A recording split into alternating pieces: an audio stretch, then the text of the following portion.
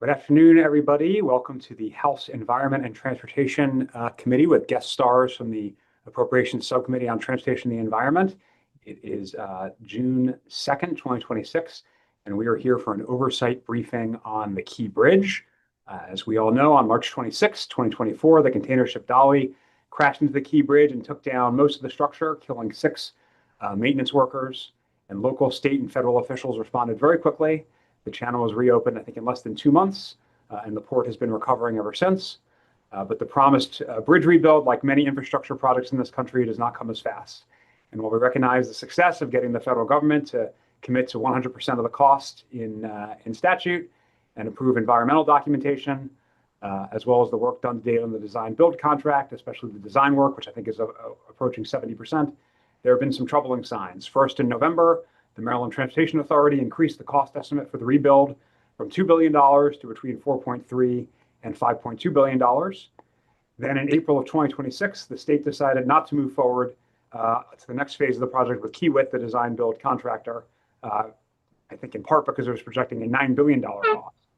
And while we recognize that the DB contract had an off-ramp provision and the federal government seems to have endorsed Maryland's action here, it still raises questions about the progress of the project and our ability to deliver it in a timely manner. And so today we're joined by the Secretary of the Maryland Department of Environment, the Executive Director of the Maryland Transportation Authority, and the Chief Engineer of the Maryland Transportation Authority to talk about the contracting issues in the rebuild.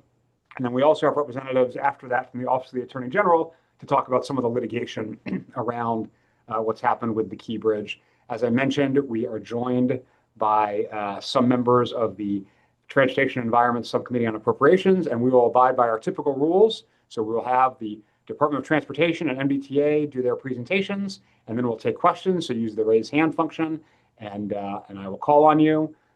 And then we will have our representatives from the Attorney General's office. And after they go, we'll, once again, allow folks to raise their hand and be recognized. So let's just remember to be respectful, and a reminder that questions end in question marks. So keep that in mind when we get to the Q&A portion. And I also want to shout out the Vice Chair, who was instrumental in making sure we actually did this oversight briefing, which of course is important to the whole state, but particularly the city and the county in the Baltimore area, where the need to replace the bridge is most urgent. So with that, let me turn it over to Secretary Thompson from the Maryland Department of Transportation and her team. Thank you for being here, Madam Secretary. Thank you, Chair Corman, Vice Chair Guyton, Chair Watson, and Vice Chair Edelson, and members of your committees. For the record, I'm Katie Thompson, Secretary of Maryland's Department of Transportation. With me this afternoon are my colleagues, Bruce Gartner, Executive Director of the Maryland Transportation Authority, and Jim Harkness, Chief Engineer at MDTA. As Chair Corman mentioned, the collapse of the Francis Scott Key Bridge was an unimaginable tragedy for the state and for MDOT. And in the weeks and months since March 26, 2024, our team has worked tirelessly and expediently to deliver the fastest moving infrastructure project in the nation. Working together with a progressive design-build contractor, we progressed design past the 70% milestone and continue to advance critical path construction activities through early works packages. Bruce and Jim will provide additional information as we go forward about those activities to provide some detail. As you are aware, and Chair Corman mentioned, in April we announced the off-ramping of Kiewit from the project. I want to be crystal clear that Kiewit was not fired, and the work that Kiewit was under contract to do will continue through the end of the year. We have been pleased with the quality of the work and the price for that portion of the work and have no concerns about that. The off-ramping of Kiewit came after several weeks of negotiating in good faith on a final construction price. This was a provision built into our initial contract with Kiewit that once we got to the design phase, or excuse me, the construction phase, they would get the first opportunity to bid, which they did. We engaged in detailed negotiations and concluded, unfortunately, despite a lot of back and forth and exchange of information and pressure testing assumptions, that Kiewit's proposal was materially higher than estimates from our multiple independent experts we were unable to reach an agreement, and therefore we announced that we were off-ramping them and would proceed down a different path. The decision was not taken lightly. I want to assure you that to the committee that the work on this project will not stop. And one of the reasons that we went forward with the 4 procurements that we announced recently is it for that, to get the best possible deal for Maryland, the most robust competition, and ensure that work on the project would not stop. The work remains on track to deliver this project. As I said a moment ago, Kiewit will continue to deliver the rest of the phase 1 work through the end of this year, while MDTA works to advance new procurements for the construction of the bridge. I'd like to hand it over to Bruce Gardner and Jim Harkness now to go into more detail about the off-ramping process, the timeline, and future procurement methods. And then we look forward to your questions. Thank you, Secretary Thompson. Yeah, Jim Harkness and I will be playing tag team on about 8 slides here. I believe were also provided to the committee, but we wanted to start out just, talking about that inflection point we had where we weren't able to come to the agreement on that final price. As the Secretary mentioned, that was a back and forth process with Kiewit. We remain confident in our independent cost estimator team and the price estimates. And when we realized that even though we had consistency in materials and the design of the approach from both teams, and we were so far apart, and I'm not going to disclose any kind of number for you all today. That's part of our confidential negotiating process, and we'll be moving forward. But when we were so far apart that we couldn't, in good conscience, move forward, that's when we decided to off-ramp. That process is ongoing with Kiewit, but as the Secretary indicated, they have continued to work with us. There's a couple pictures there on some of the early work packages. Jim will go into more, but once we did announce that off-ramp, we developed these new procurements in partnership with the Federal Highway Administration moving forward. We'll go into detail on each one of the 4 procurements and the timelines for those in this presentation. Importantly, on May 19th, we held an industry forum to give a preview of what those procurements to industry and to anyone interested in attending. We had over 860 attendees at that virtual forum, received numerous questions that we responded to and posted online regarding that, the process to move forward. And just would reiterate that we will continue to move forward on the work. So on the next slide, we just highlight the early works packages, and Jim has another slide next coming up that details that more in detail. But it is the pre-construction activities, as we've talked about before, being that pile driving, ordering production piles, and building these access trestles that are pictured in the right-hand corner of the screen there, that will be ours to own. So all the work that has happened on this project, and it has been at record speed that we've gotten to this point, is going to be a benefit to the state and the federal government moving forward. So I'll go ahead and turn it over to Jim to talk a little bit more detail about the early works packages that will go on through this year. Hey, thank you, Bruce. We have on this slide outlined 8 of the early work packages that we've worked through with our contractor Kiewit. They start with the demo of what was the former bridge over land, and so that started back last year about this time, and that work actually concluded, and then it just outlines the other early work packages to include the materials that are kind of long lead times. It takes a long time to order those and get those produced, and then it goes down and includes the installation of the pile, the installation of trestle, etc. And it shows sort of this timeline where these packages were approved at various points, but then they kind of run their duration, and shows that Kiewit will be with us working on these at least until the end of this year on a couple of those packages. So I'll just take over from there with so in the process of authorizing those early work packages to give a spending update and some details on the 700 million that the MDTA board has authorized for the Key Bridge to date. So 214 million of that was for progressive design build phase 1 work, and then Jim just described those early work packages that were part of that. So we have spent to date 457 million. That's not just on the bridge, but that's also on the salvage and debris removal efforts that happened early on.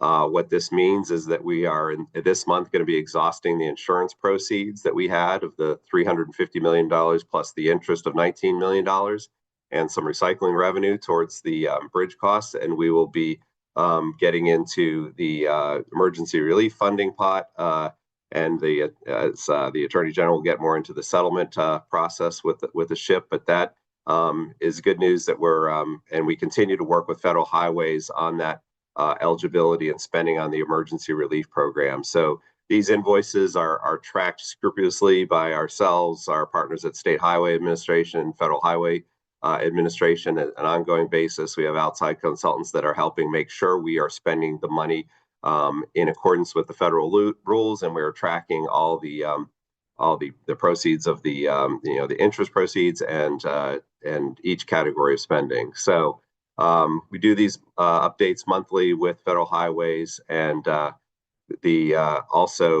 do biannual updates called detailed damage inspection report submissions. We did do one in January that requested additional funding for the bridge through the ER program, 300 million. There were no questions, significant questions about that submission. Federal Highways was supportive of that effort, but that remains to be appropriated for us. So I'll turn it back over to Jim to talk through those procurements that we announced on the 19th. Okay, so as previously mentioned, we have elected to break this overall program into 4 separate contracts. That enables us to stagger some of these procurements, again, with the idea of attacking some of the stuff that's readily available to put out, getting that out first, keeping things going on this project, continuing to advance that schedule. It also allows contractors to look at multiple bid packages if they so choose. Our first one that we are looking to get out is the demolition and miscellaneous marine work. And so in the top half of this slide, you can see those are the highlighted pieces there of the former bridge that are essentially in the water. So we had an early work package with Kiewit that removed portions of the former bridge that were on land, and this is a contract that will deal with the remaining portions of the former bridge. At the bottom of the screen, we have the new bridge, and we have it segmented based upon its relationship to whether it's over land or over water. And so on the left side, we have the south land approach. So that's the portions of the bridge that are on land there. And then similarly on the right side, we have the north land approach. And then in the middle is the bulk of this project, the main span and marine approaches. So that's the cable stayed portion of this bridge, as well as the couple of spans that are also in water. And then just a note that the vessel protection that's required to comply with the new bridge code and the AASHTO standards specification, it has that is included. That work, that scope is included in the main span and marine approach contract. Okay. And so here we have quite a bit more detail about each of those 4 contracts. So again, starting with the demolition, we have the anticipated cost range, 50 to 100 million. We have the expectation that we'll be able to put this out as a design bid build project. And we expect to be able to advertise that this summer and award it this fall with the idea that we have a window where we have availability to do marine impacts this winter, and so that's the window that we need to hit for that. Moving on to the next one, that's the large contract, the marine spans. So that one will be a two-step competitive seal proposal, or also known as a design build. And so we have a cost range there of 3.5 to 4 is our anticipated cost range. For this project, the part of the two steps is to first put out a request for qualifications. We need to have qualified contractors, so we'll go through this qualifications phase. We expect to put that out this summer. We would then evaluate that and create a reduced candidates list or a short list this fall, and then we would produce a request for proposals to those shortlisted companies with the idea that then they could take that, put their proposal together, and then we would be able to make a selection next summer. On the right half of the screen, we have both the Southland approach and Northland approach. They're very similar. We're delivering them in the same competitive sealed bidding, so the design bid build method. They do have slightly different cost ranges because the Southland approach has a bit more length to it than the North approach, so there's a difference there in the anticipated cost range. Because the Southland approach is a little bit larger, we're putting that advertisement first. We hope to get that out this fall, and then be able to give a notice to proceed to a contractor in spring of next year. And the Northland approach would be slightly staggered. So we would look to advertise that in winter, and then in late spring award the NTP. And because they have slightly different durations, those two projects are anticipated to complete about the same time and deliver in time for the main span contractor to do all the tie-ins that will be necessary.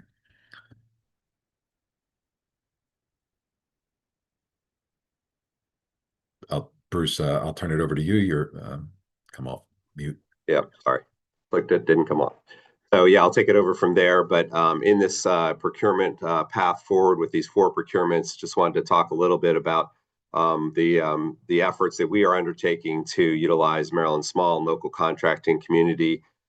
As you know from our previous efforts and Kiewit's effort, that has been a big part of what we've tried to do in this process. A lot of outreach, trying to make sure that we have as much of our local workforce and contracting community involved as possible. But in terms of the technical DBE program from the federal government, because that's what applies to this project, we are in the reevaluation process because of that USDOT interim final rule that was issued last October. So that process is ongoing, and what we're going to have to do for each one of these procurements is prior to advertisement, determine if there's an eligibility to set the DBE goals, which will have to be part of certification and then a USDOT approval process.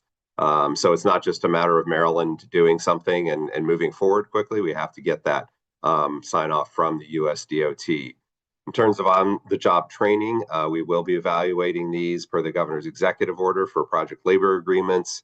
The contractors may be required to detail their approach to labor, but we will continue to focus on making sure also that workforce development with such a major project is a part of this effort. We really, it's an opportunity we have here in Maryland on these large projects to really expand our workforce. So that's something that we'll be taking seriously as we move forward. Speaking of moving forward, I'll just say before turning it back over to Jim on the next slide, that we really do want to emphasize that we have, you can go to the next slide, Pilar. But we really have been working well with Kiewit to transition. So there's more activities to transition.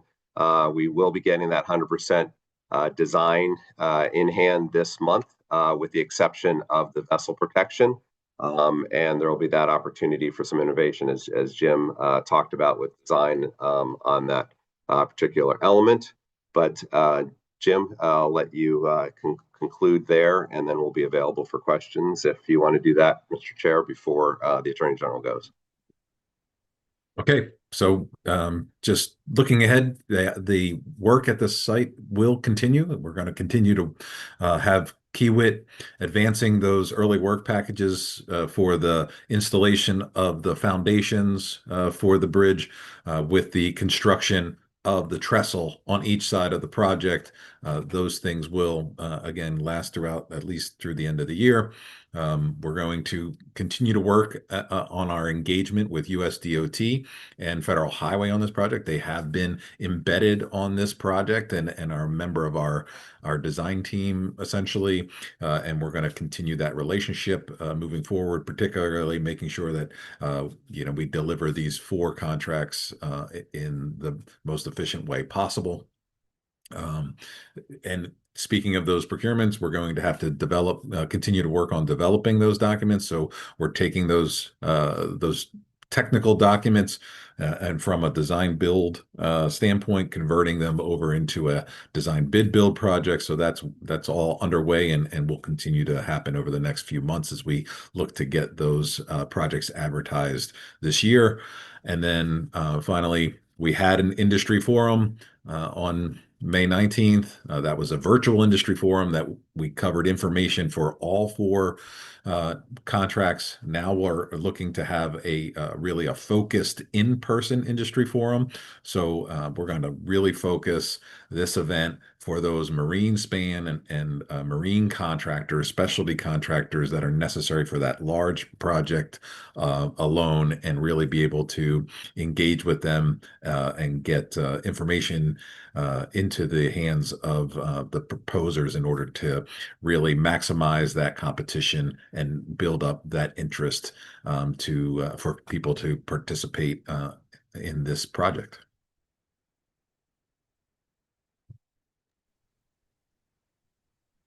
Okay, thank you very much. While my colleagues are gathering their thoughts and raising hands, I have a lot of questions. I'll just start with one before I turn it over to some of them. I think slide 8 referenced the PLAs to the executive director. There was a Washington Post editorial that you actually replied to that said PLAs were not going to be required. If you actually look at it online, it is citing a construction drive story where it quotes someone from MDTA, Jason Stolikny, excuse me, saying PLAs will not be required. So can you just straighten me out here on with the status of PLAs? You just went over it, but that didn't seem to match what I read in the press. Sure. Yeah, I can basically say that there's been some discussions at US DOT on their stance on this. So what we really need to do is do our due diligence here and communicate with them because that has been fluid, as well as the US DOT stance on DBE's side. So apologies for some of that, but we will be making the best decision we can for the state, and have to go through that quick evaluation before we move forward with the RFQs and the RFPs. Just turn it over to the secretary if she wanted to elaborate on anything. Yes, I will say what we have said, and understand there's been some confusion over this, but the criteria and the positions around PLAs has been very much in flux at the federal level. So what we have said is that we will assess for each contract the appropriateness of having a PLA. And we've provided Q&A along those lines, but we will need to work, as Bruce said, very closely with US DOT. They have recently signaled their openness to considering PLAs, but they have not established a clear process and criteria or timeline for processing requests. So that's why we're taking it sort of contract by contract, and we'll work with Federal Highways and leadership at US DOT to figure out, what the appropriate approach is. But we are very focused on making the best decisions we can and moving forward as quickly and responsibly as we can. Okay, thank you. Let me call on Delegate Boyce. Hand was up first. Thank you, Mr. Chair, and thank you so much for being here and discussing with us. I don't have any spectacular nuanced questions, but I do have a concern, because when this contract began, generally, there were a lot of concerns from different groups, different organizations about Kiewit to begin with.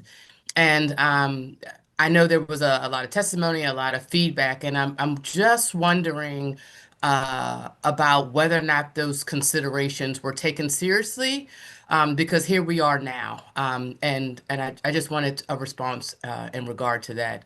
At the beginning of this process, I actually had a small business owner, woman construction person, uh, pull me in and was telling me about this organization. And when I was reading up about it, it was a lot of different groups concerned about this particular company for the project, given past behavior. So I'm just wondering what those considerations were. Were they taken seriously? Did they provide something that made you more comfortable? Because it feels like if they were taking into consideration much more, maybe we would not be here now. Thanks. I will start and then turn it over to Bruce. And I will say we went through the formal procurement process, adhered to all the procedures, did our due diligence, and at the end of the day, Kiewit was selected. And we, in our estimation, MDOT and MDTA got the benefit of the bargain. We are, as you heard Bruce and Jim say, we're nearly at 100% design. We've accomplished in 2 years' time what it takes most complex infrastructure projects in this country 7 years to achieve. We have done extensive amounts of demolition.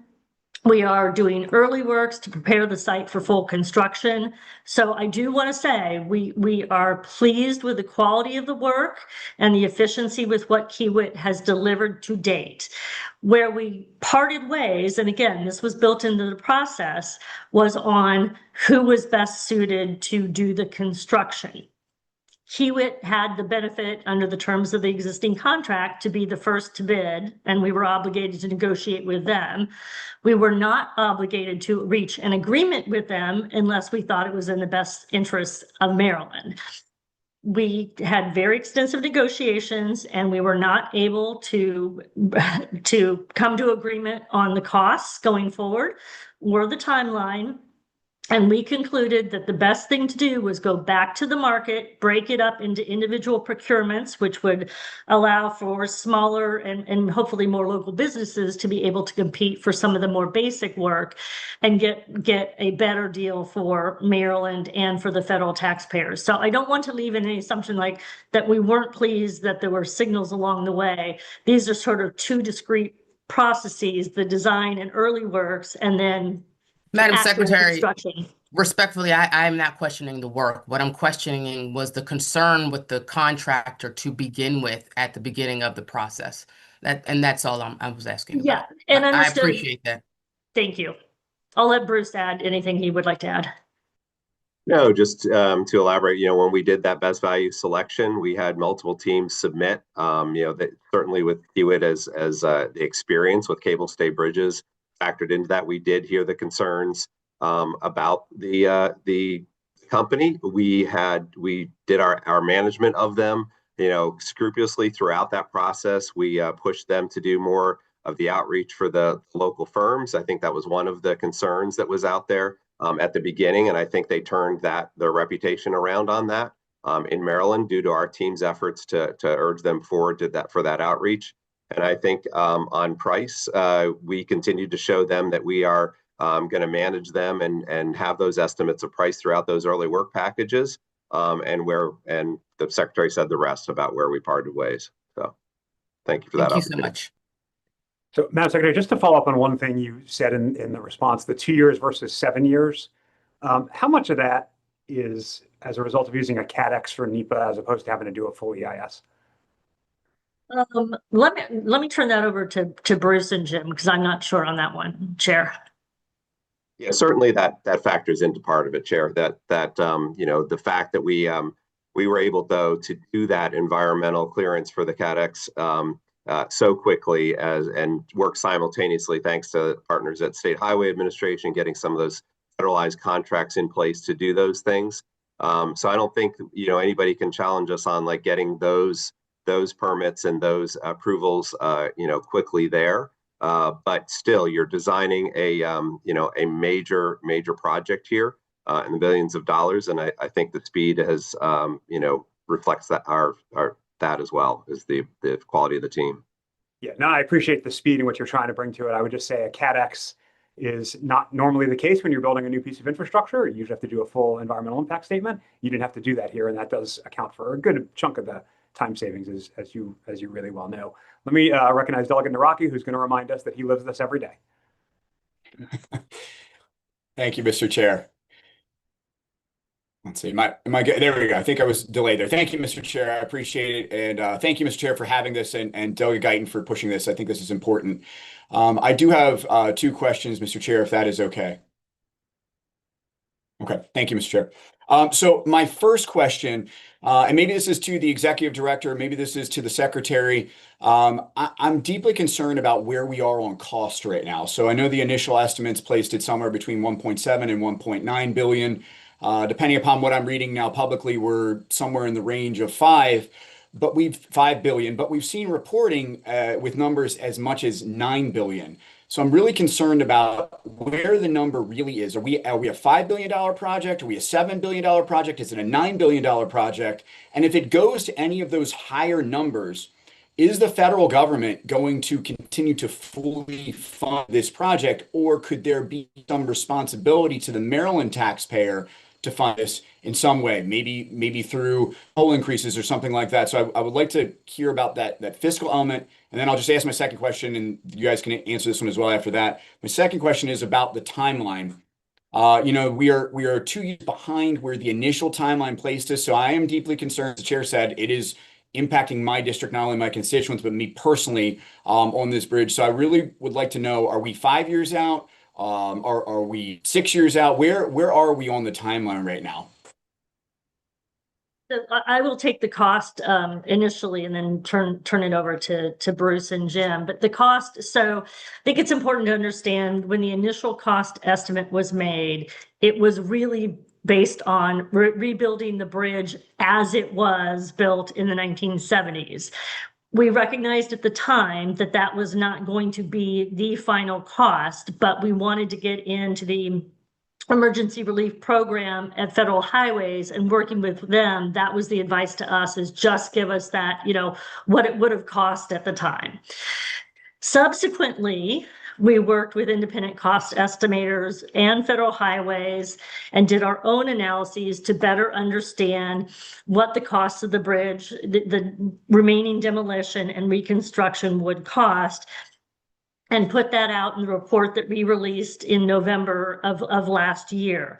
That remains our cost estimate for the bridge. We're at the higher end, the $5 billion, but we continue to reevaluate that assessment, pressure test the assumptions, and that remains our best estimate. To the extent you've heard substantially higher numbers, those are not our numbers. And I continue to say those will never be our numbers, but those are not our numbers. So we're in the 5 billion-ish range, and you can see that in the slide. I'm not sure which page it was, but that has the breakdown of the four procurements. With respect to your question about whether the federal government will pay it, by law, they are legally obligated to cover the entire costs of the bridge on behalf of the state of Maryland and to reimburse us. We obviously are making significant contributions through the insurance proceeds that we have received to date, and the roughly $2 billion in settlement funds that will go directly to MDTA to be paid for the cost of the bridge. Federal law could be changed, but we continue to work very closely with Federal Highways and US DOT, both the political leadership and the career leadership, to ensure that we are in close alignment, that we understand what the issues and challenges are, and that we are not putting Maryland in jeopardy of getting full reimbursement from the federal government.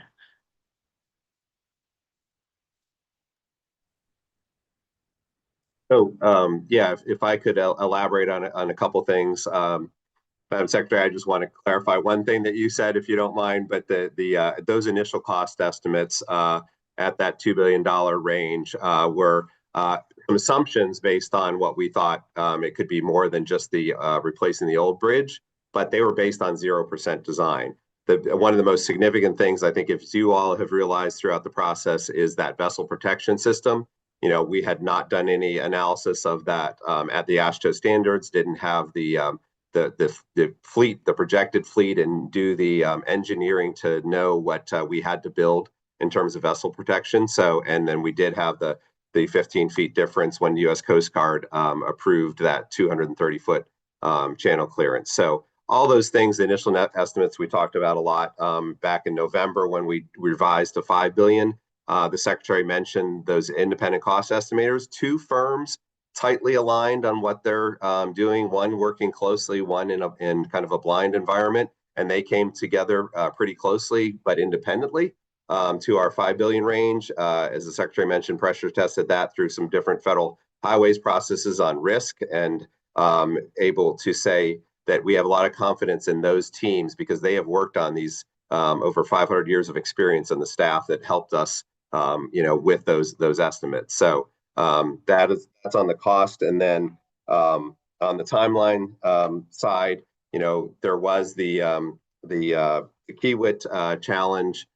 They not only provided a higher price, one that we couldn't agree to, but also an extended timeline. So we are going to work as quickly as possible to get these procurements out on the street and meet with these teams so that they can deliver the bridge close to that end of 2030 timeline, but we don't know the exact completion yet. And I'll just say, Delegate, my team and I commute through those tunnels as well, so we feel it personally and are concerned about the speed as well as everybody on this meeting. Delegate Grammer. Thank you, Mr. Chair. Can you hear me okay? We can. Okay, thank you. I have a couple questions. I'll go quickly as to try and get to all of them. So as currently structured, the MDTA is going to reassess tolls sometime in the future. Those are typically used for capital construction. What you're saying, I'll ask the Secretary, is there is no current anticipated or projected need to fund this project via current or future tolls. Is that correct? So we do have plans to adjust tolls, but not as a result of this project or project needs, if that's helpful. Yes, specifically, there is zero anticipated cost to the tolls for the current project. This is currently all federally funded. I'm going to kick that to Bruce to make sure we're super precise about that. Yeah, you answered it correctly. There's no impact. The lost revenue from the bridge being down, obviously that $57 million a year, that some of it shifted to Fort McHenry. You may recall that our time frame did shift forward when the Key Bridge went down, but that was the result of the revenue stream that we lost, not the cost of the bridge. Thank you. Secretary Duffy wrote a letter in September of 2025 to talk a lot about the disadvantaged businesses portion of our procurement. If for some reason there were to be a suit and the cost was challenged legally because the federal government disagreed with the way the state approaches procurement, could that cause expenditures to be shifted away from previously appropriated federal funds to Maryland's funding sources, i.e. tolls? So the answer is no. Again, we have been working in lockstep with USDOT to make sure that every expenditure we make is reimbursable. So all the legal criteria are met. As you know, the DBE program is not currently in effect. Well, we have to go through the process of recertifying and getting approval from USDOT to reinstate it. We're going through that process now. And that's the reason we've built into each of our 4 procurements that based on the status of the DBE program at the time we do those procurements, will determine whether DBE requirements and goals will be included. But at this time, it doesn't matter this time. We will continue to work very, very closely with Federal Highways and USDOT to make sure we are in full compliance with legal requirements to ensure we can get 100% reimbursement. Okay, 2 more brief questions. Madam Secretary, you said that in reconsidering the Kiewit contract, you did that with the best interest of the state. Was that strictly cost? Were there other factors? It was predominantly cost, but it was also schedule. Okay. final question, what mechanism can members of my district, members of the committee, or even the full body oversee procurement a little bit better here? Because I'm personally afraid of both the cost and the timeline being protracted here. And I think this impacts my district probably more than most. So how can we stay a little bit more in touch over the next, hopefully 4 years, but probably more? How can we stay a little bit more in touch and some oversight of this procurement process? Because thus far, I haven't seen very much from the legislature for involvement in trying to make sure we're driving both costs and the time period down. How can we do? Really appreciate your question, and we value the oversight. You know, we make extraordinary efforts to make the best decisions for Maryland and the federal taxpayers who are contributing to this. We are happy to brief you at any time, but let me kick it to Bruce in terms of what specifically we might be able to do to provide greater insight and understanding of where we are and what we're doing. Yeah, a couple of things right off the bat. I think one of the reasons we put out that industry forum is to put our best guess on time frame and do that very quickly, holding us to that time frame, and making us answer if anything does change in terms of anything being delayed is one way. We do have a pretty extensive outreach effort that we've tried to do the blasts out to you all in the legislature, particularly those in the district surrounding the bridge, when we do have updates on things. But if there's something that you're not seeing in those updates that we need to address, certainly welcome to that input, because we follow all the state processes and procedures for this, and we try to go above and beyond with that industry forum that posting those questions recently. You can all have access to that to see those on keybridgerebuild.com. Yeah, Bruce, and I appreciate that. I read them all. Something a little bit more comprehensive in terms of like from a legislator point of view, where we could look at the contract, see what the considerations are. I think that would help me a lot. Thank you. And thank you, Mr. Chair. Yeah, we can certainly, when those are posted, they just get posted to Emma, but we could do more to, so you could see those as they are being put out on the street to the contracting community. Our board members have said similar things, sir, so we're happy to do that part. And Delegate Grammer, I know you remember our long ago days together on appropriations. The Joint Chairs Report has a quarterly reporting requirement as well that I hope you're taking advantage of. We sent the most recent one out in advance of this briefing. I do want to follow up on Delegate Grammer's line of questioning briefly. One, I remember from the industry forum packet, Kiewit is not eligible to bid on any of these segments. Is that correct? Yes. Correct. Okay, and is Fluor Corporation eligible to bid? Do you know if Fluor Corporation participated in the industry forum? You want to take that? I don't know that. Yeah. I don't recollect seeing them in the attendees list, but admittedly, we had 1,000 registrants, so I'm not sure. I'll have to look that up. Okay, so just a reminder who Fluor Corporation is. They're the company that was doing the Purple Line construction contract that bailed on the state. So I hope you'll take a close look to make sure that they're not part of this package here. On the decision to drop Kiewit, Madam Secretary, it sounds like that was you were the one who pulled the trigger on that. Is that accurate? We obviously MDTA did its work in consultation with Federal Highways and with our independent cost estimators, and we talked collectively, and that was our decision. Yes. Okay, so you did consult with Federal Highway before the decision.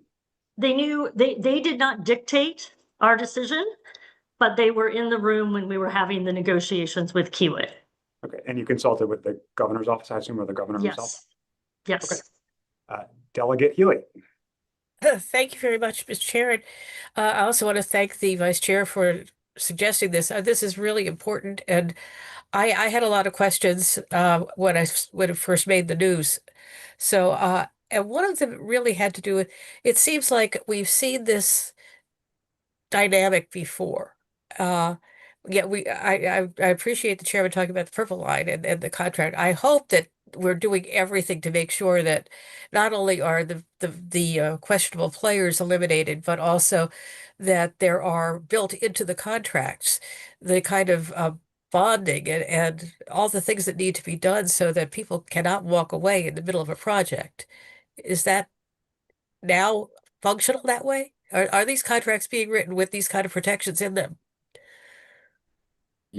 Yes, we are following all those types of provisions that we have in state law to do that. And just to reiterate, with Kiewit, this was always the option because we needed to preserve that off-ramping option for them. So, the fact that it happened, certainly not, in Okay, what we wanted, but we are following all those bonding requirements as we do this. I mean, I'm not so much concerned about what we do for the contractors as what they do for us. So my other question about the process that you all have put into place when we do these huge contracts like this. So I recall when they rebuilt and replaced the Woodrow Wilson Bridge, the first bid was rejected because it was too much money, and it was broken into, I think, as I recall, about 10 different contracts, so that 10 put together was less than the one big one for a number of reasons. Well, one of them is there are a limited number of companies that are able to do a huge project like this. And so there's less competition for that work. Why did we go this way to have one company picked over all the others to do a mega project, knowing that in the past it has not worked out? That is an excellent question, and I'll turn it to Bruce and Jim for the details.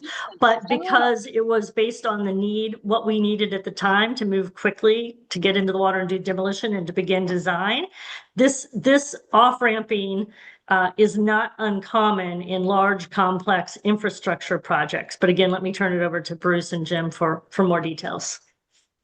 No, that's exactly right. But we did put as well as putting out the progressive design build, having that GEC in our construction management contracts. They weren't even in place at the time we did this. So now we have that support with them. But the initial, nobody has experienced this kind of like emergency program project at this scale. And that was the best path forward. At the time, knowing the Woodrow, I've been with the department a long time, familiar with the Woodrow Wilson Bridge, being broken in contracts, but that was the best opportunity we had to get the project moving as quickly as we did. Well, but it shouldn't cost multiple numbers over the original estimates. We go from 2 to 10 is a lot. From 2 billion to almost 10 billion. Well, nobody else had to put out a $2 billion, an initial cost estimate with zero design. So we were in a very unique situation there as well, but totally understand your point of view on, the fact that we've had to go through this. But we have that very solid estimate now, and we're going to be working towards that. Okay, I hope that there's some recording of all of these issues the next time there's a big issue that has to be done, and that we learn from the mistakes of the past as well. Thank you. Thank you, Delegate Healy. So just to follow up on that a little bit, was it the expectation that if Kiewit had gone forward, it would have done all of the work, or would it have had its own construction partners, maybe multiple ones, to do these different segments, or what was the sort of anticipation prior to the off-ramp? Go ahead and talk about the multiple options that they were doing. Sure. So Kiewit was going to, be responsible. They were who we were going to contract with. They obviously were looking at subcontractor relationships in order to deliver the work. So they were looking at kind of parsing out some of this work as well. They weren't delivering it all totally in-house. So they were, breaking it up as well. So now, similarly, we're packaging it in discrete packages that have logical interfaces between those contracts. Great. And it's possible that overlapping companies could win one or more of these or multiple segments. Is that right? Yes, you're correct. So there is the potential for proposers or bidders to look at multiple contracts here. that is possible. Great. And then the estimates that were on, I think, slide 7, those are from your independent cost estimating firm? Yes, right. So those estimates are what we're utilizing, what between our GEC as well as the information from independent cost estimates. Okay. And the independent cost estimate, so that's a firm you all hired for purposes of estimating the cost of the project? Correct. We actually had 2 that we hired. So one firm we hired that interfaced with Kiewit because the progressive design build model is collaborative, and so you have to kind of have that working interface. And then we had a blind independent cost estimate as well. Yeah. And can you say who those companies were? So we have a Kelly McNutt. In that corporation is the one that was interfacing with Kiewit, and we had AECom as the blind estimate. Okay. And do you know if Federal Highway had its own independent source, or were they relying on your figures? Or We had a collaborative effort there in terms of kind of establishing what we called sort of the base estimate. So it was a hybrid mix there for the Federal Highway process. okay, sorry, but what were they hybridizing it with? They had their Yeah, own our independent source? independent cost estimator. So as well as our GEC. So they don't undertake the effort of establishing their own cost estimate on these major projects. It's just too large of an undertaking, so they utilize the owner's information. Okay, so they're relying on the state. Thank you. Delegate Jacobs. Thank you, Mr. Chairman. And thank you, Secretary Thompson and Bruce and Jim for your presentation. I know all of us have heard a great deal about this Key Bridge collapse and when the rebuild will take place. Good questions been asked. A couple questions I had. When you talk about the 4 phases or the 4 contracts, are they going to be worked simultaneously? Because you have a north and a south side. Is this going to be simultaneous, or is this going to be one after the other? The plan is to have overlap. We're definitely going to be looking to overlap this effort. We're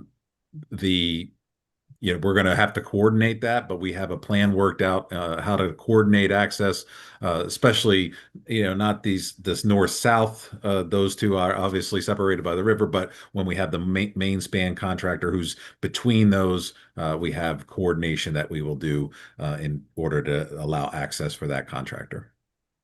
All right, thank you. And my other question has to do with the funding. And Madam Secretary, you talked about make sure that most everything is 100% reimbursable. So my question is that we've already committed to 700 million basically at this point, and we have an estimated $5 billion price tag. Is this 700 million part of that 5 billion, or is this 700 million in addition to that 5 billion? That's part of it. That's part of the 5 billion? Yes. All right, thank you. That's all my questions. Thank you very much. Delegate Fraser Hidalgo. Thank you, and thank you for the presentation. Just a question on the economics of it. Is there any clause in the contracts that you're looking at, and a built-in clause for inflation? And the reason I say that is because with all the things that are going on in the world with supply chains and inflation, I get a little bit worried that companies come back in a year or 2 and go, well, there's a 3% cost of their inflation last year, or 2%, or whatever it may be. We're going to need more money. We didn't realize the steel was going to cost this much, or whatever it may be. And just some quick back of the napkin math, I mean, that could be hundreds of millions of dollars adding up very, very quickly. So just curious as to how that's been addressed. So yeah, inflation is only one of the risks involved in a project like this. So the team evaluates multiple risk factors and establishes a risk register, and Jim can talk through a little bit more of that. Thank you. Yeah, we try to obviously anticipate those risks. We work with the contractor to figure out how we are pricing those into the contracts. And so is the state owning that risk? Is the contractor owning that risk? Is it a shared risk? So we look at that. Some of the things we've done in the past is to create some specifications that allow price adjustments given major changes in essentially raw material pricing. So your example of steel is one of the areas where we have that, where we will look at the indices on the price of steel, and then we will allow for adjustments to the contractor's pricing. And that goes across the whole board, but not just on steel or just not on materials, but actually, work of employees. And I just get, when I see what's going on in the world today, I get very nervous, and I have this feeling that in 2 or 3 years from now, somebody's going to come back and say, well, inflation was X% last year, and so we're going to stop all project moving forward unless we increase this by 2% or 3% just in a year. Yeah, we've so a lot of this conversation was kind of born out of the issues with supply chain and the experiences around the COVID-19 pandemic, and so we worked through a lot of this with contractors in terms of buying risk, buying that risk, or exactly how we deal with that. So that's where some of this past work comes into play, and that's where the development of the specifications for steel. We also have it for diesel fuel, for asphalts. We have those kind of specifications that are tied to market conditions. It's not so much with the wages, that those are tied to prevailing wage, and so those kind of things, we have to deal with if they happen. But we do work with the contractor to understand and allocate that risk appropriately. Okay, thank you. Delegate Morgan. Thank you, Mr. Chair. Thank you guys for your presentation. A couple questions following the Delegate Fraser-Hidalgo. Have you calculated all PLA costs versus non-PLA costs into these contracts at all?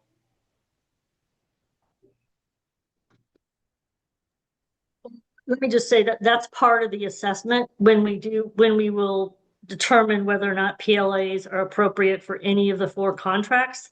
We will take a look at the totality of, costs and benefits associated with that in our assessment. So the answer is yes, we have not done that yet. And then I'm assuming because of that also, you haven't looked at MBE percentages for any of these contracts either. That I'll kick to Bruce.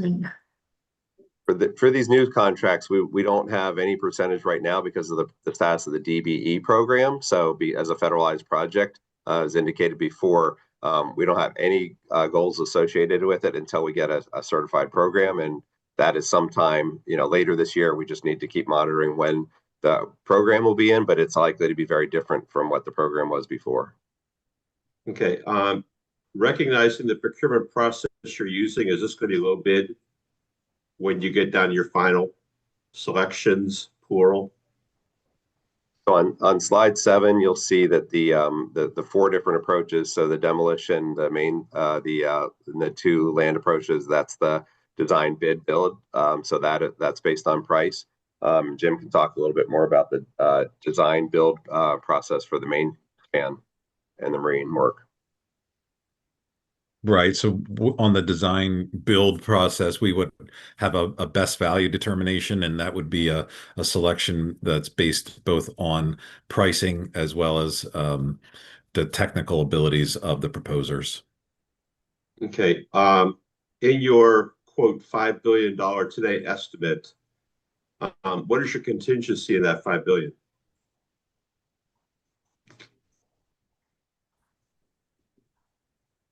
So it's not contingency, but there is risks that we're calculated as part of that.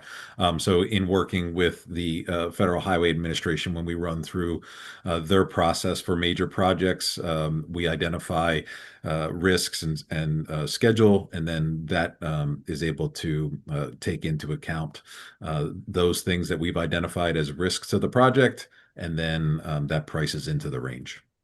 So you've priced that into the 5 billion at the present time. Yes. Okay. Are there going to be incentive? I mean, I look at this with 4 different contracts trying to get, we'll say trying to get to the middle. Are there going to be incentives to get your piece of the project done early? Yes, we are looking at methods to incentivize early completion. Our goals are to deliver this, as quickly as possible, and also with competition leading to lowest pricing possible. So you went back to the lowest price again. So thank you. I appreciate it. Mm-hmm. Delegate Allen. Thank you very much, Mr. Chair. Thank you all for being here. My question, kind of circling back to what Delegate Fraser Hidalgo was talking about. Can you elaborate a little further on, kind of in the next few years, like there's still a fair amount of time, obviously, between now and the end of 2030. What other potential threats we might see on the horizon as far as, issues with procurement, price increases, stuff like that, and tariffs, anything like that you might see on the horizon? I think I'll go back to what Jim referenced in our risk register. We try to factor all those things in. Obviously, it's impossible for any major project owner to account for everything. With the Gordie Howe Bridge, they weren't able to account for everything with COVID. So they faced that. That was kind of unprecedented. They've had some challenges with opening and approvals for opening. So we'll have our own set of challenges that we try to predict, and nobody is in these major projects has yet predicted perfectly, but we're doing our best. All right, thank you. Delegate Holmes. Thank you, Mr. Chair. Question in referencing the bollard, the pylon protections. I do know that the federal government does have the pylon protection standards that they have. However, the ship, the Dolly that ran into our key bridge, is a cargo ship. Obviously, cargo ships have a lot greater impact on these pylons.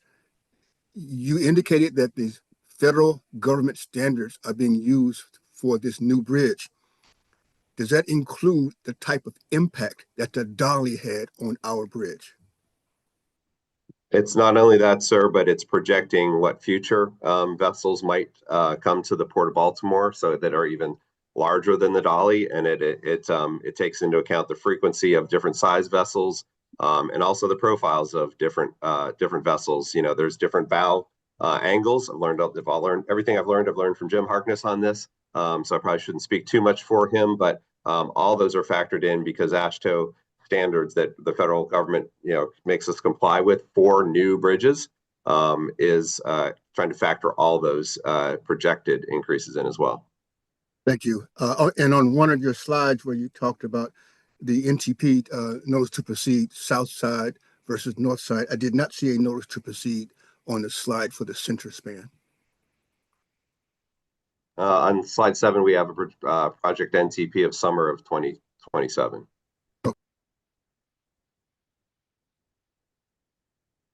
Delegate Holmes, you good? Okay. Thank you, Mr. Chair. Yep. So just to follow up on that, Mr. Gardner, as I recall, there was also going to be some work done around existing bridges to put the pylon protection, the dolphins in place. Can you just provide a sort of a brief update on what's going on at existing facilities? Sure. We have a procurement underway at the Bay Bridge, approximately $177 million construction cost that we have. It's a design build project, so that is in the procurement phase right now. So that is the only other bridge we've had to address as a result of that we've chosen to address as a result of the NTSB recommendations. Okay, sorry. So why just that bridge? Why is that? It's the only one with the type of vessels going through. The Nice Bridge is been to the new standard. So it addressed what it needed to in that way. And the rest of the bridges in our portfolio didn't have that type of concern. Great. Okay. I don't see any hands, but I do have a couple more questions. I'll just try to run through them quickly. In the industry forum presentation, it showed some outstanding state permits that have not been procured yet. I understand from talking to folks at Department of Transportation, those are now done, but there'll be additional permits in the future. One of the big problems with the purple line was the state issuing permits to the state. So I'm wondering how you're getting ahead of that problem so that we're not waiting for a state permit for a state product to proceed, which was a years-long problem with the purple line. Yeah, the regulatory agencies have been fully engaged since the emergency.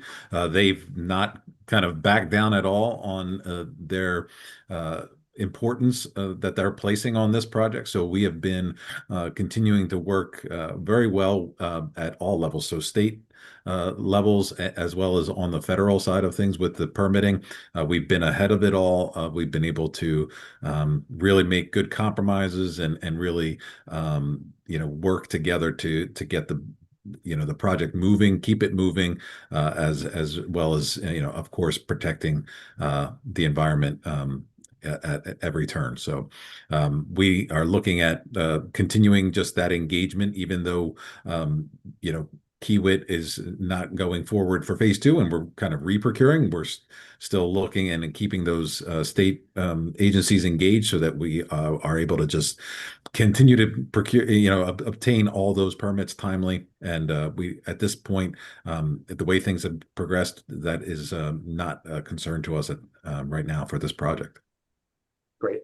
And then I couldn't follow all the dollars in the slides, Mr. Gartner, but is it the case that all the money spent on the rebuild so far is from MDTA funds? So it's not from the Transportation Trust Fund or the general fund, it's all from MDTA's enterprise fund that's funded primarily by the tolls?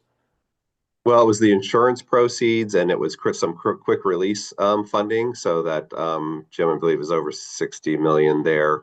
So it was a combination of those two and salvage funding. So so far we haven't had to rely on advance funding through any kind of toll financing that we would be then reimbursed for from the federal government. With the settlement coming in, your next topic of conversation, that'll be a different calculation and negotiations with the federal government and how that plays out. Great. So sorry, I think this is what you said, but I just want to emphasize it. So far, it's been direct federal dollars or insurance proceeds that have paid for all the costs. No state dollars, MDTA dollars have been put forward for the rebuild as of yet. Correct. There are some things that we're still waiting for reimbursement from those things. There are some payroll costs, very small dollars that have been very hard to kind of track and through, but everything is either insurance or that quick release to date. Great. And then this is obviously a really big issue for the state. So I'm curious, how does the communication with the governor work? How often is he involved in conversations about the product? Is it sort of a regular cadence of briefings? It is this has gotten bad, so we need your help. How does that work, Madam Secretary? Regular engagement. So we don't wait until there's some big development, good or bad or indifferent. We have a regular dialogue with the governor and his staff. Yeah. So is regular weekly, monthly, yearly? Well, we certainly communicate with his staff on a weekly basis, and the governor probably, that information is communicated through his staff to him, and we probably speak to the governor about once a month. Great. Same question for federal highway. Federal highways, we talk to even more regularly. They are embedded with the MDTA team where the contractor working on this project. And we have, and at a leadership level, we have conversations with them scheduled at least every 2 weeks. Okay, how about Secretary Duffy's office? Secretary Duffy's office, we are also in pretty regular communication with, probably, I'd say at least once a month, depending on what's going on. And that's with the secretary, the deputy secretary, and the federal highway administrator. And how about the White House? To my knowledge, well, certainly nobody at MDOT has had any conversations with anyone at the White House about the Francis Scott Key Bridge. Okay.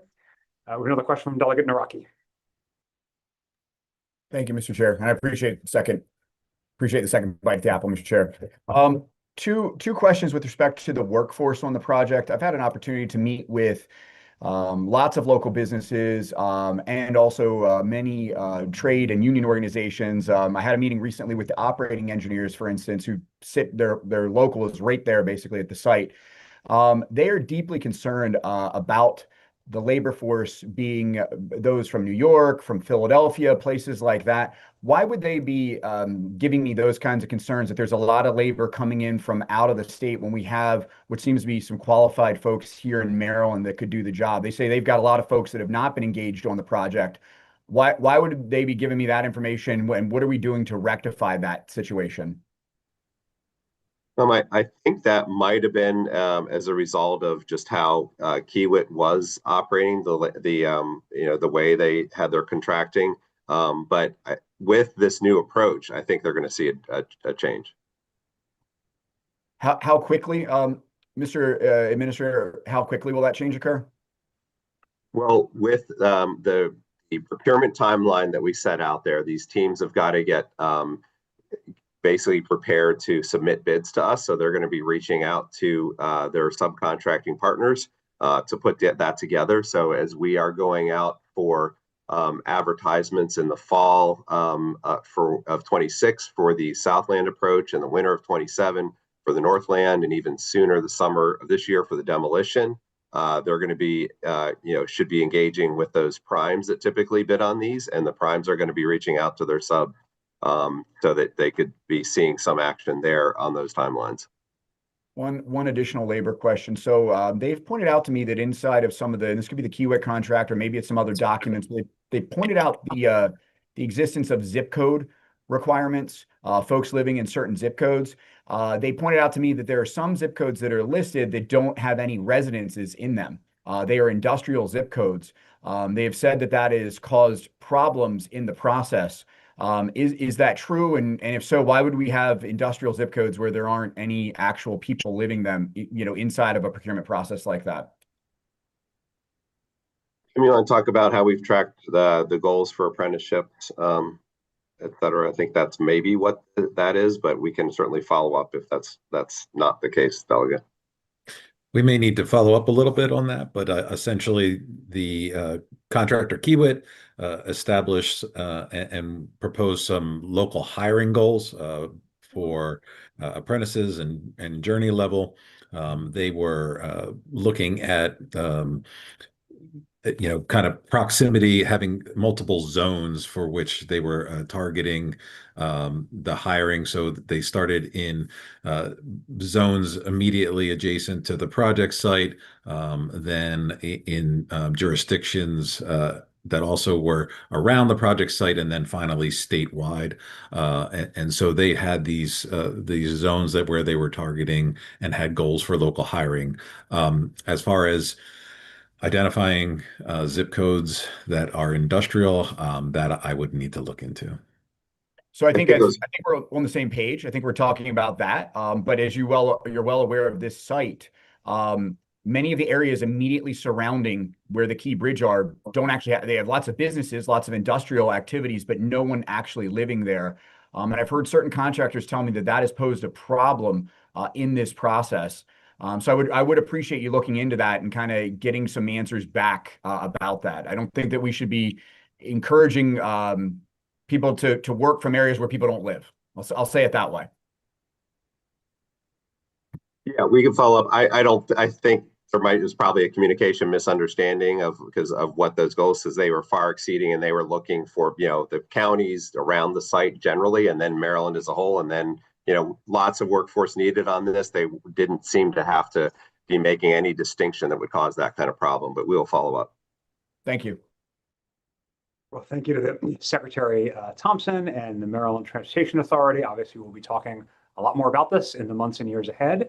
But for now, we will turn to our representatives from the Attorney General's office. As a reminder to my colleagues, last interim, the Attorney General himself was a part of our briefing. I told him in this case, we felt very comfortable having his subject matter experts here, Assistant Attorney General Jessica Finberg and Chief Deputy Attorney General Carolyn Kwiatkowski. So let me turn it over to the Attorney General's team to talk about the litigation settlement side of this process.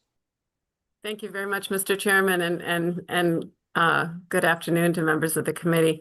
I'm going to turn it very quickly over to Jessica, as she's been on the litigation team and is the real subject matter expert. But as you all know, we did settle this litigation against the vessel interests a few weeks ago for $2.25 billion.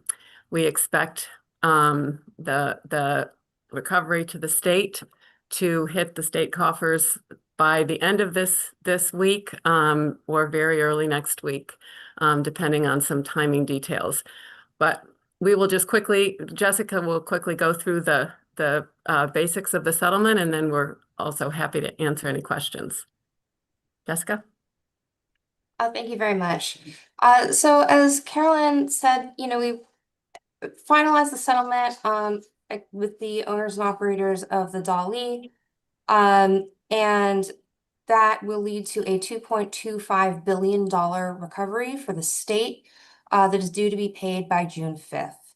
The settlement fully resolves all claims between Maryland and the vessel interest, but we do retain the right to pursue any other responsible parties, such as potentially Hyundai Heavy Industries, the manufacturer of the ship. In terms of other litigation, the state is not currently involved in any lawsuits relating to the bridge. However, as I said, that we have reserved the right to pursue this claim against Hyundai Heavy Industries for the loose wire. You may recall the National Transportation Safety Board found that the cause of the loss of electricity on the ship was this manufacturing defect. Other than that, I think there's not much to say that hasn't been in the news. I'm happy to answer questions that you have, though I'm sure there are many.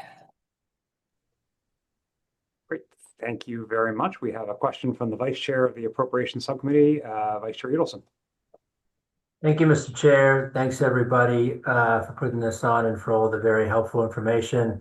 I just wanted to say to our team from the Attorney General's office, excellent work on securing that settlement on behalf of all Marylanders. It takes a tremendous amount of work to get to that point. So thank you very much for your efforts and your service in securing that amount. That's a significant settlement. Are you able to tell us, in terms of the sort of breakdown of that, how much of that money can be applied to the costs of the Key Bridge replacement, if any of it? Are we still expecting sort of the idea being the feds to cover all of it? If so, where will that money go? Can you just give us a breakdown of the expected uses of that settlement recovery? So sure. So the $2.25 billion is going to go to MDTA. I understand that's going to be used for entirely towards the cost of the bridge. I think it's my colleagues at MDTA can speak on the specifics, but my understanding is it's all going towards the cost of the bridge. We expect the money to pretty much immediately be transferred to MDTA. And sorry, just to follow up, you said we would receive it by the end of this week. Yes, under the settlement agreement, the vessel interest must pay by June 5th. Wow, outstanding. Great. You good, Mr. Vice Chair?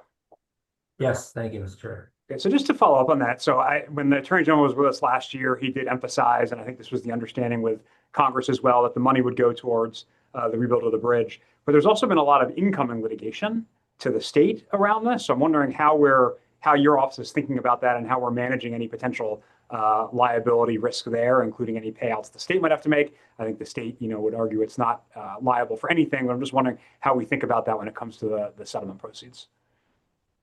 So as I said, the settlement proceeds are going to MDTA for the rebuild of the bridge. Right now, there are no lawsuits against the state in relation to the collision with the boat's collision with the bridge. Okay, Delegate Foley. Thank you, Mr. Chair. My question is a little bit along those lines. So I gather from what you said, all of this money is going to the rebuild of the bridge. You said that. Is there any litigation that you're aware of that would compensate the families of the workers who were killed in the collapse? The families of the workers are pursuing their own claims against the Delhi. In fact, they have all settled at this point. The trial for the limitation of liability was supposed to start yesterday. It was actually stayed because the vast majority of claimants have settled with the vessel interests, and that includes the estates of the workers who passed, as well as the survivor. Okay, thank you. Great. Thank you, Delegate Foley. Last call for questions from any of my colleagues. Okay, well, thank you to the Attorney General's Office. Thank you once again to the Department of Transportation and MDTA, and thank you to the Appropriations Subcommittee for joining us. Obviously, this is a topic of huge interest to Marylanders and really beyond Maryland. I think there's a lot of focus on this project as a representative of what's going on with America's infrastructure, so appreciate everyone's engagement. We had people tuning in from all kinds of different places, including one of our members tuning in from the fields where he is working on his crop. That's how high the interest is. So appreciate everyone joining us. And with that, we are adjourned. Have a great rest of your day. Thanks very much. Thank you. I'm sorry.